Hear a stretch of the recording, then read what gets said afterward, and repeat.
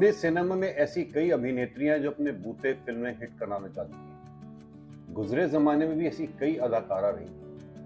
आज हम जिनके बारे में बात कर रहे हैं, उन्होंने न सिर्फ अपने दम पर फिल्मों की नैया पार लगा दी, बल्कि उनके बोल्ड अवतार और फिल्मों में उनके अभिनय को देखते हुए लोग उन्हें अलग अलग नाम दिया करते थे। आज हम बात कर रहे हैं अभिनेत्री विजय लक्ष्मी के बारे में। अब आप सोच रहे होंगे कि ये एक्ट्रेस कौन थी।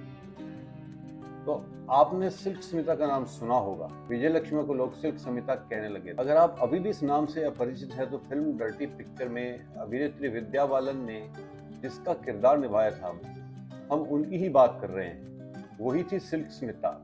विजय लक्ष्मी के चाहने वालों का सैलाब तब आया जब फिल्मों में इन्हें नाम मिला सिल्क स्मिता का।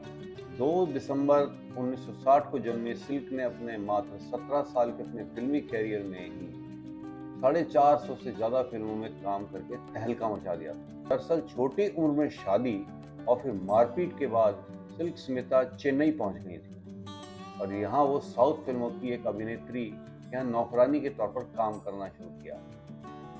धीरे धीरे सिल्क ने ऑडिशन देना शुरू किया। उन्होंने फिल्म के ऑडिशन में ही कुछ इस तरीके की कामुक अदाएं दिखाई कि उन्हें इस फिल्म में एक आइटम नंबर के लिए ले लिया गया। सिल्क की अदाएं काम कर गईं और धीरे धीरे उनके पास आइटम नंबर के लिए कई फिल्मों के ऑफर आने लगे। कुछ ही समय में सिल्क अपने समय की दक्षिण भारतीय सिनेमा की आइटम क्वीन बन गई। उस समय सिल्क निर्माताओं से 50,000 रुपए तक अपनी फीस के लिए लिया करती थी। एक आइटम नंबर के लिए सिल्क की फीस भले ही ज्यादा थी, लेकिन फिर भी फिल्मों के निर्माता इसके लिए हमेशा तैयार रहते। वो जानते थे कि सिल्क का एक आइटम नंबर ही फिल्म को हिट करा सकता है। सिल्क का नाम दिन पर दिन बड़ा होता जा रहा था।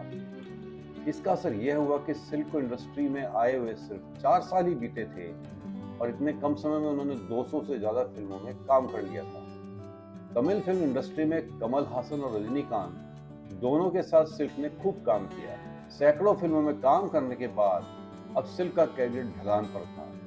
दरअसल लोग उनके एक ही काम से ऊब गए थे। तब उन्होंने अभिनय छोड़कर फिल्म का निर्माण करने में हाथ आजमाया। जिस तरह दर्शकों ने उन्हें नकार दिया था, उसी तरह उनकी बनाई हुई फिल्मों में भी कोई दम नहीं था। अपने कैरियर का ऐसा समय देखकर सिल्क बहुत निराश हुई और उन्होंने सबसे अलग होकर शराब को अपनी दुनिया बना ली।